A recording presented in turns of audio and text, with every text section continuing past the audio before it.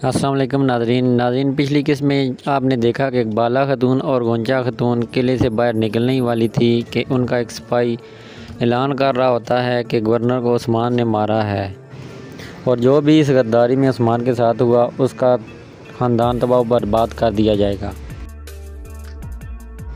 दूसरी तरफ सिपाही बुरहान उस्मान साहब को टांगे पे लेके जा रहा था और वो उस्मान साहब के कहने पर टांगे को सलूबियों के गिरजाघर के सामने रोक देता है।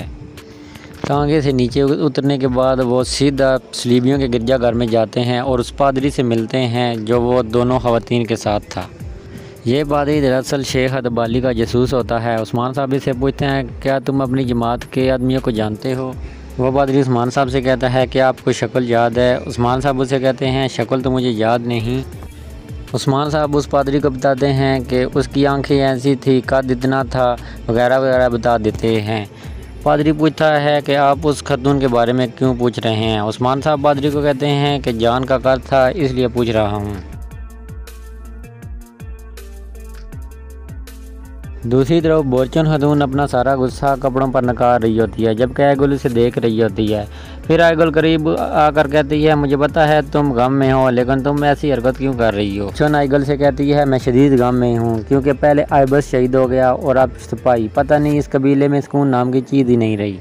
फिर बोरचन आयगुल से कहती है, मुझे पता है तुम भी उस्मान के लिए फ़िक्रमंद हो रही है, लेकिन तुम्हें ऐसा करने की कोई ज़रूरत नहीं क्योंकि उस्मान तुम्हें तवज्जो नहीं देता। आयगुल और बुरशीन आपस में बातें कर रही होती हैं कि इतने में अनागोल अपने सिपाहियों की मदद से इन पर हमला कर देता है। आयगुल उनसे पूछती है, कौन हो तुम लोग और क्यों हम पर हमला किया है? इस पे सलीबी सिपाही अनागोल कहता है कि उस्मान ने गवर्नर को मार दिया है और वो अब हमारे कबीले में छुप कर बैठ गया है। अब वक्त आ गया है कि उसको अपने बिल से बाहर निकाला जाए और उस्मान को बिल से बाहर निकालने के लिए एक हड्डी चाहिए और वो हड्डी तुम हो आयगुल। इसके बाद वो सलीबी सिपाही आयगुल और बोरचन पर हमला कर देते हैं।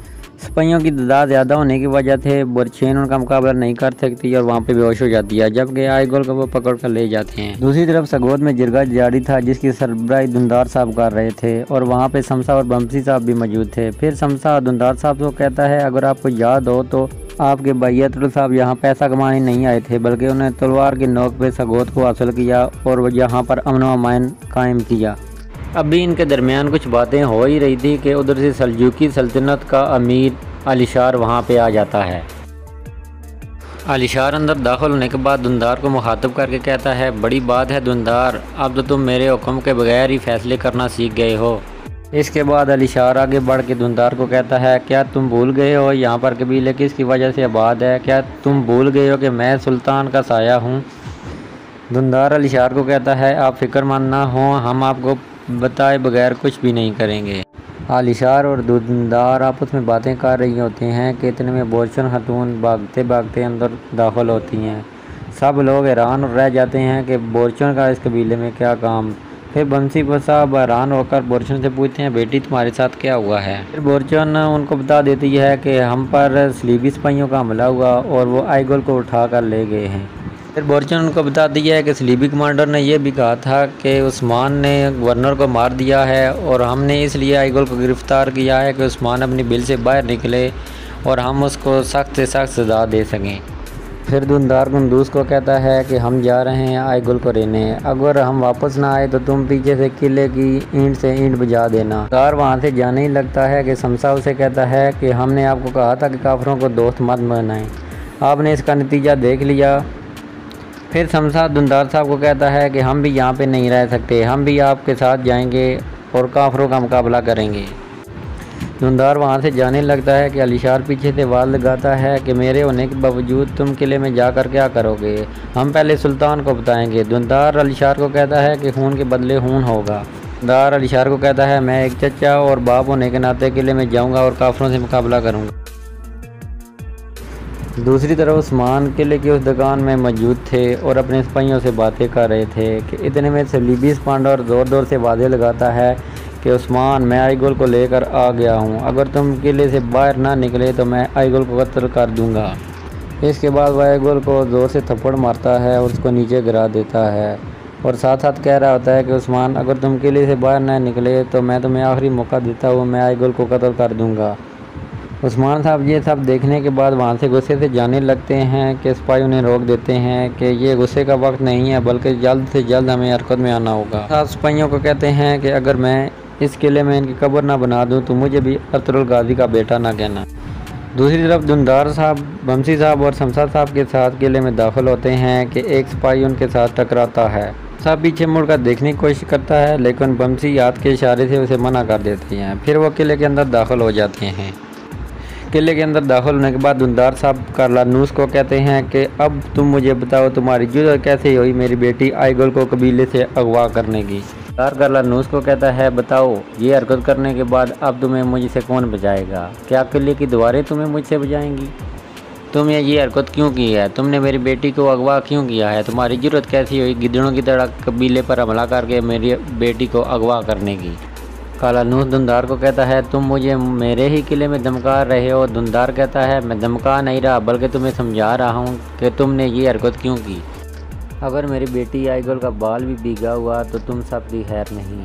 कार्लानूस दुंदार को कहता है कि आपके भतीजे उस्मान ने हमारे किले के गवर्नर को कत्ल किया है। दुंदार कार्लानूस को कहता है कि वही उस्मान ना जिसने उसकी जान बचाई थी। अगर उस वक्त उसने उसकी जान न बचाई हुई तो उस वक्त वो लाश बन चुका होता। इसके बाद वो सिपाही आइगुल को वहाँ ले आता है। दुंदार आइगुल से कहता है बेटी इन्होंने तुम्हारे साथ कुछ किया तो नहीं? आइगुल कहती है अब्बा जान मैं ठीक हूँ। इतने में सोफिया कहती है कि पकड़ लो इन्हें। सिपाही कार्लानूस बाहर से सिपाहियों को बनाता है। जो सिपाही बाहर से आ रहे होते हैं उनमें उस्मान सलीबी सिपाहियों का लिबास पहने हुए अंदर आते हैं। अंदर आते ही वो कार्लानूस की गर्दन पे चाकू रख के कहते हैं कि सोफिया छोड़ दो मेरे सिपाहियों को, नहीं तो मैं कार्लानूस को यहीं पे कत्ल कर दूंगा। इसके बाद सोफिया कहती है मैं जो चाहती थी वो मुझे मिल गया। दुंदार साहब कहते हैं नहीं मैं उस्मान को यहाँ से लेकर जाऊँगा। सोफिया कहती है नहीं मैं उस्मान को अदालत के सामने पेश करूँगी। उस्मान साहब कहते हैं कि चाचा जान मैं यहीं पर रहूँगा इनका कैदी बनकर, आप लोग यहाँ से आइगुल को लेकर चले जाएं कबीले में। बमसी साहब उस्मान की ये बात मान लेते हैं और कहते हैं कि अब हमें अदालत में देखना होगा कि ये सोफिया क्या करती है। फिर कार्लानूस अपने सिपाहियों को कहता है कि उस्मान को जिंदान में डाल दो। उस्मान से मिलने आता है और इसे कहता है कि तुम बताओ तुमने गवर्नर को क्यों कत्ल किया? उस्मान कहता है मैंने गवर्नर को कत्ल नहीं किया, लेकिन मैं तुम्हें असल कातिल के पास लेकर जा सकता हूँ। कार्लानूस उस्मान से कहता है तुम झूठ बोल रहे हो, मैंने तुम्हें वहाँ से भागते देखा था। उस्मान कहता है मैं वहाँ से भाग नहीं रहा था, लेकिन जब गवर्नर कत्ल हुआ तो छत से नीचे गिरा था, मैंने ये खुद देखा था। और जो ही गवर्नर छत से नीचे गिरे थे तो मुझे छत के ऊपर दो साए नज़र आए थे। इस पे कमांडर कार्लानूस चौंक जाता है क्योंकि असल कातिल वही था। इस बात पर कार्लानूस उस्मान को कहता है तुम अपनी बकवास बंद करो, अब मुकदमे में पता चलेगा कि असल कातिल कौन है। इसके बाद वो उस्मान को बुरा भला कहते हुए कहता है कि मैं बहुत ज़्यादा खुश होऊंगा जब मुकदमे के बाद मैं तुम्हारा सर उतारूंगा। इसके बाद ये केस यहाँ पर ख़त्म हो जाती है।